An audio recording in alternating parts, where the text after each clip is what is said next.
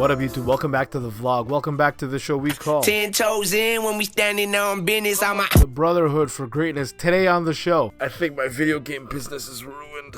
Kuya opens up a box of mystery, and I talk about the next reinvestment in the gold to the Polaris slingshot. But before we get into anything, thank you to everybody who comments. Really what keeps me going. I look forward to reading them all the time, and I appreciate you guys. Mr. Willie, I think you made a Whatnot account, so thank you very much. I saw you. You added me as a friend.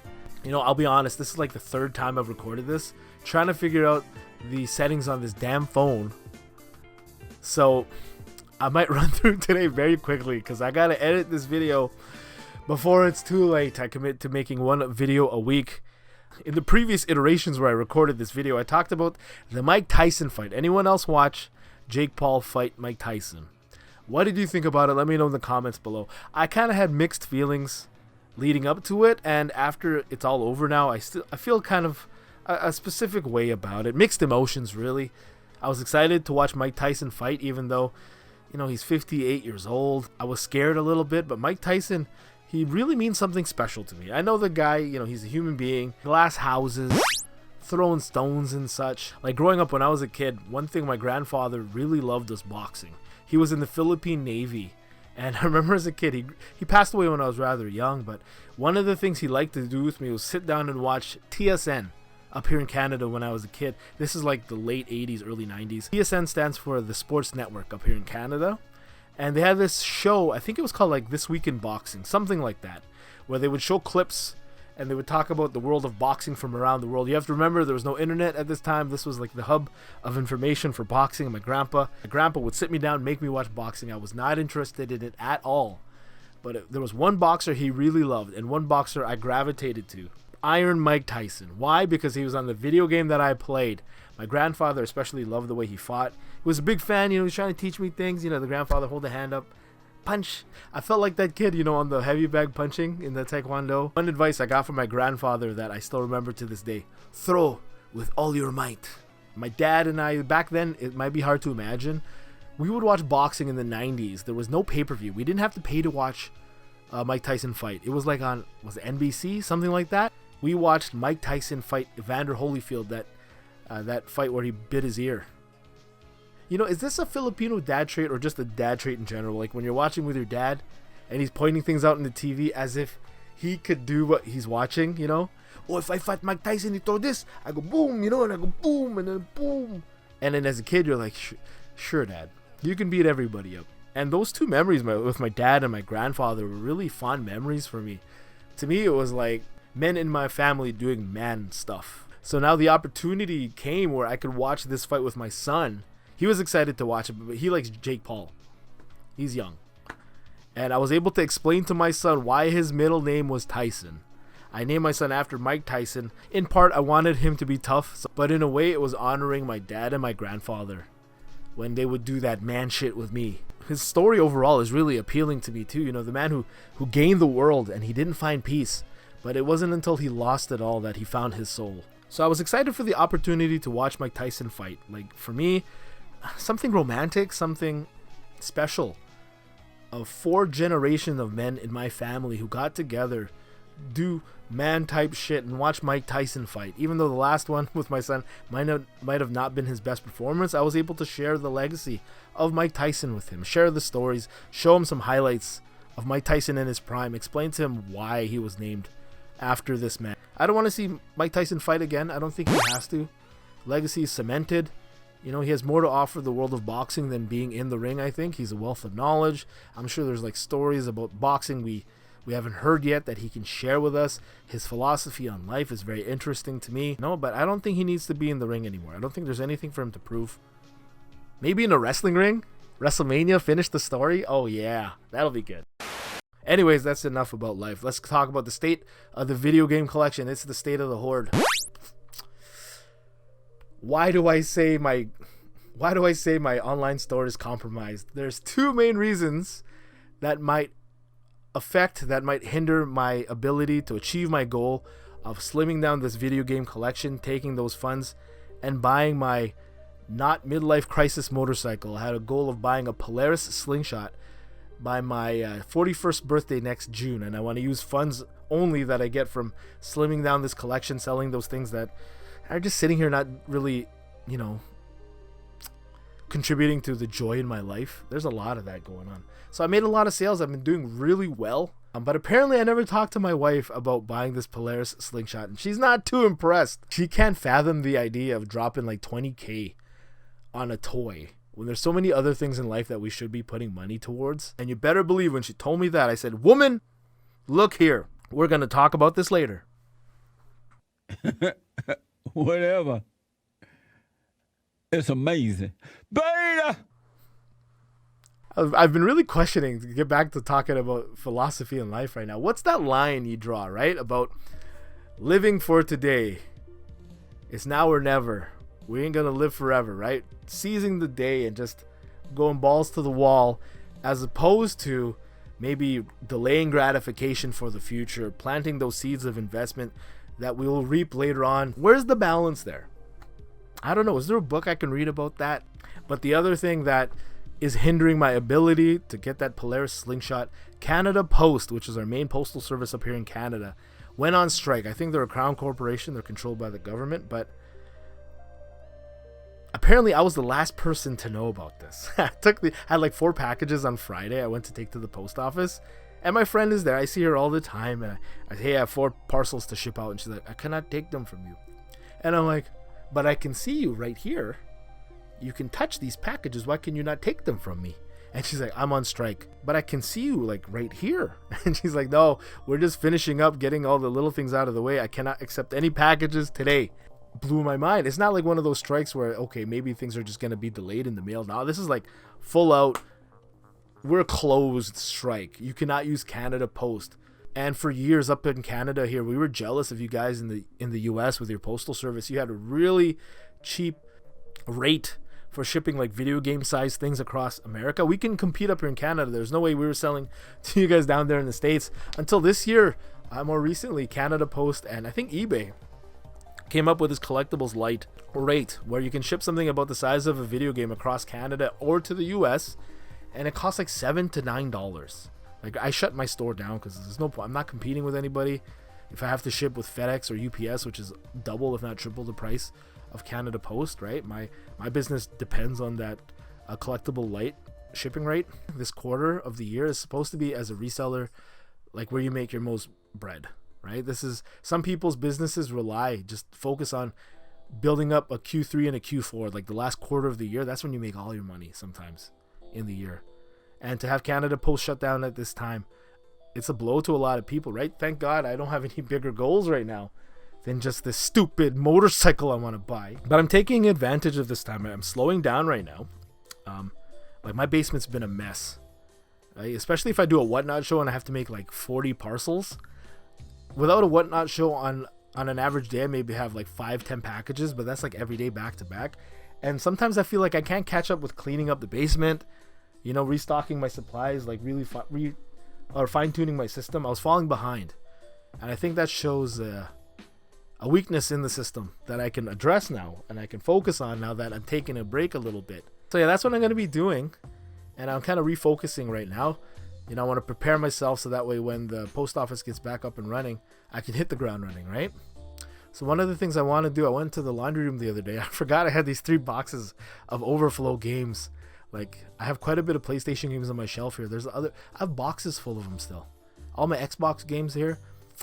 I'm going to have to look through that with you guys one day. But what I was really looking for was my box of factory sealed video games. And I already recorded myself opening this box and looking through it. And when we get back here, we'll talk about the games that we are going to send off to get graded to WATA. Because I think the next step for me, now that I have time, take a little bit of those funds that I've raised already and send some games out to get graded, with the intent of selling them when they get back. Alright. This was like the original shipper box when I sent my first games out to WATA. I made a box of games that I was gonna ship already to WATA. I guess I never did.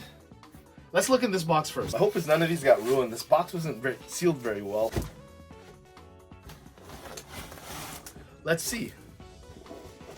We have a Mega Man X collection. This has been on the floor. This always makes me weary. I don't want to send games to WATA that have like retail stickers on them because there's so many better copies of this game that are literally like case fresh. Yakuza for the PS2. This one has, you can tell I removed the retail sticker off that one. I think this one was only like 20 bucks at P&P back when they still had like new PS2 games. I probably bought this, what, 5-6 years ago? Shin Megami Tensei 2. I think I got this really cheap. Yeah, there was a break in the seal there. But the guy was selling it. I got it for less than 20 bucks. Let's see here. Oh, forgot I had that. DuckTales for the PS3. That's interesting. I don't know if that's worth setting to get graded. It is a retail copy. They do have a sticker there. I found this at the thrift store with Lester. Shepherd's Crossing factory seal for the PS2. It was like $4.99 at Value Village, literally on the shelf. The seal is actually really nice on this one. I know it's in a comic book bag. I don't feel like taking it out. This too was at the thrift store. Rough Trigger factory sealed Natsumi game. Not worth that much, I'm pretty sure. My goal is to maybe get like 5 games to send to get graded, you know? Fatal Frame 3. This one is from the case. Case fresh game. This one I'll probably send in to get graded to resell. Because like I said, my one rule now that I have is no new horror games. Do I have the whole trilogy in here? Yep, there's Fatal Frame 1. This one does have a retail sticker on it, which might affect it a little bit. There's a lot of factory seal copies of this game. Regardless, there's 1 and 2 hopefully is in here. Fatal Frame 2. Now this one also was I think I bought this. Where did I buy this one? Play and Trade? They've closed down since then. Fatal Frame 2 for the PS2. Factory sealed. I might send that to get graded. Devil May Cry 2 non-greatest hits edition. Still has like the security sticker at the top there. This one might be a candidate to send in to get graded. What else is in here? A Switch game! Look at that! Curse of the Moon, Bloodstained. I loved this game, digitally anyways. Metroidvania game, if you don't know. I think I got this for 60 bucks off Justin, local reseller. Oh, look at that. This one was, I think, 20 bucks at a Shoppers Drug Mart. You can see the security sticker there, but it was factory sealed. Yes, it's a Zelda game. And that's that box of games. I wonder what's in this other box now. I gotta cut it open. The tape is already coming off. It's been sitting in there for so long. I'm excited. What? I can't remember, man. Honestly. This bubble wrap is so old too. Like it's no more bubble in it. I'll sit down now because the box isn't so big. Look, I wrapped it in this paper here. I think this is probably another. Yep. Ooh. Fatal Frame 2. This one is in nicer shape than these ones over here. I'll send that to get graded. Woo! This one, these are case fresh versions of the Fatal Frame games. Second copy I have of it. We'll send that off to get graded as well. The condition on that is noise. That's probably A+ sealed. Fatal Frame 3. They're not worth a lot because there's a lot of copies out there, of them out there factory sealed already, but I think because they're desirable games, that kind of is what carries it. Okay, we'll send that off to get graded. Maybe I'll send these ones off to get graded and sell these ones off and keep the nicer ones. Ooh, interesting.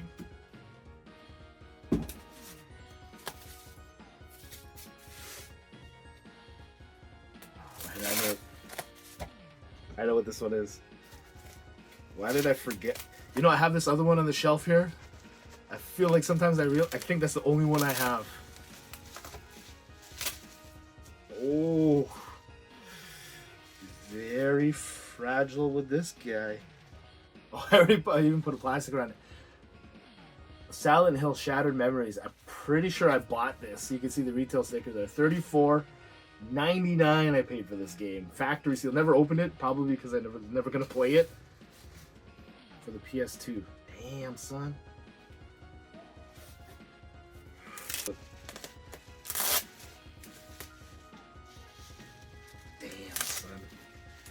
is a good one. This is a good one. So happy I decided to look at my factory seal games again. Silent Hill 2 for the PS2.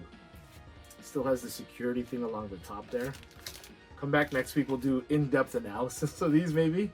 Show them more close up. That's a game right there. Silent Hill 2.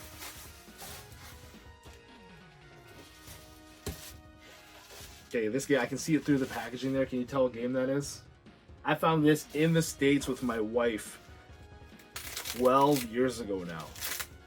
It was at Kmart. I didn't know there was Kmart in the States, I think, until I went there. In their fledgling, which was failing, electronics department. Wow, it's funny how memories flood back to you after you get a point of connection to the past like this. I remember going back to that area, looking at their video games and saying, hey, they still have factory seal games back there. Beautiful Joe for the PS2. This one I might get graded and keep it for myself because of that nostalgic factor. I'm kind of concerned. I'm missing one box, which has 2 of my favorite games in it. I'm pretty sure I put it somewhere, and my life's a mess. I gotta find it. But from the games that you saw, we've chosen 3 or 4 games to send to WATA to get graded. I know it's only 4 games, but it cost a lot of money to ship from here, Canada, to the US to WATA to get graded. So I chose 4 that I could afford right now, so that way when I get them back, I can sell them and send even more games out. This is money that, if you saw the last video, before I got that windfall money from that Ninja Turtles comic book number 4. So maybe when that money comes in, I'll send more games. But for now, this is what I can afford to send to WATA. That's why when somebody asked me in the comments how close am I to getting my Polaris Slingshot, in all honesty, I'm not. Like, I have no money in the bank.